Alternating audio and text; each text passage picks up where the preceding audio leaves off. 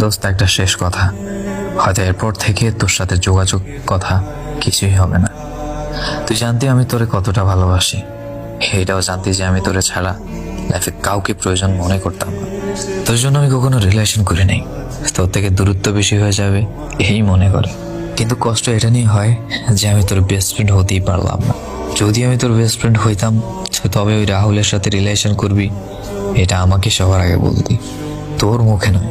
আমি তৃতীয় ব্যক্তির কাছে তোর রিলেশনের কথা শুনতে পারি, অথচ আমি নাকি তোর বেস্ট ফ্রেন্ড ছিলাম। হয়তো আমার যোগ্যতা নাই তোর বেস্ট ফ্রেন্ড হওয়ার। তুই জানতি যে আমি জেলাস ফিল করি তোর পাশে কাউকে দেখলে। তোর জন্য আমি কি না করছি বল দোস্ত, তবুও তোর বিএফ লাগবে। দেখ দোস্ত, ভুল বুঝিস না। রাহুল আমারে পছন্দ করে, আমিও ওরে পছন্দ করতাম। ওর সাথে কথা বলতে বলতে কেমন জানি হয়ে গেছি আমি। আর ও আমার অনেক কেয়ার এবং যত্ন নেয় এবং আমাকে অনেক ভালোবাসে। আর ও অনেক ভালো। তোরে ওর ব্যাপারে বলবো বলবো ভাবতেছিলাম, কিন্তু বলতে পারি নাই। সরি রে দোস্ত, কিছু মনে করিস না। তোরেও আমি অনেক ভালোবাসি। ভালোবাসিস কিনা আজকেই দেখবো। তুই জানোস যে আমি কতটা জেলাস ফিল করি তোর পাশে কাউকে দেখলে।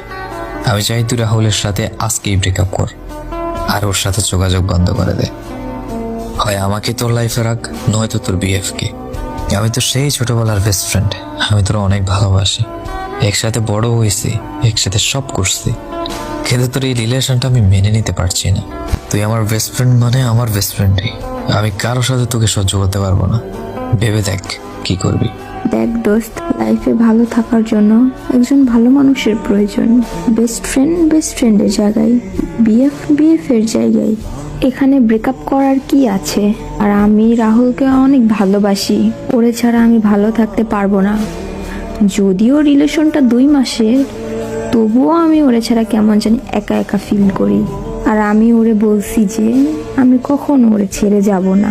দেখ দোস্ত, তোরে আমি ফ্রেন্ড হিসেবে ভালোবাসি, কিন্তু তাই বলে একজন ভালোবাসার মানুষ আমার লাইফে থাকবে না। তোর প্রতিটা কথা কেমন যেন আঘাত করলো। হোয়াট এভার, প্রথমেই বলছি যে আজকেই হয়তো তোর সাথে আমার সব শেষ, নয়তো শুরু। আমাকে তোর লাইফে লাগবে নাকি তোর রাহুলকে? এক আমি আর 2 রাহুল। কে তোর লাইফে বেশি দরকারি, তোর বেস্ট ফ্রেন্ড নাকি তোর বয়ফ্রেন্ড? দেখ দোস্ত, আমার লাইফ, আমি কাকে কি রাখবো না রাখবো সেটা সম্পূর্ণ আমার ব্যক্তিগত ব্যাপার। এসব নিয়ে কেউ কথা বললে আমার খুব রাগ ওঠে। আমি আমার অ্যান্সারটা চাই, রাহুল নাকি আমি, বেস্ট ফ্রেন্ড নাকি বয়ফ্রেন্ড, এটা বল। আজকে সব কিছু শেষ এবং ঠিক করতে চাই। আমি রাহুলকে কষ্ট দিতে পারবো না, ওকে আমি অনেক ভালোবাসি। তুই চাইলে তুই চলে যেতে পারোস, কাউকে জোর করে রাখা যায় না। যে থাকার সে থাকবেই, যে যাওয়ার সে যাবেই।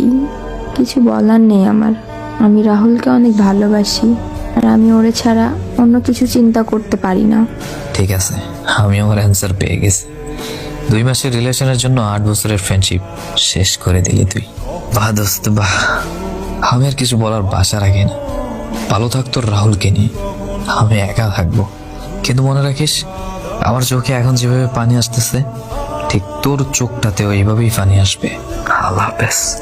ওই দিনের পর থেকে আমি আমার বেস্ট ফ্রেন্ডকে আর কখনোই ভালোবাসিনি। খুব কষ্ট হয়েছিল, বাচ্চার মতো অনেক কান্নাকাটি করেছিলাম। কিন্তু ফ্যামিলি যখন জিজ্ঞেস করেছিল কেন এরকম করতেছি, আমি তাদেরকে বুঝিয়ে বলার মতো সাহস করতে পারিনি যে আমার এত বছরের ফ্রেন্ডশিপটা নষ্ট হয়ে গেছে।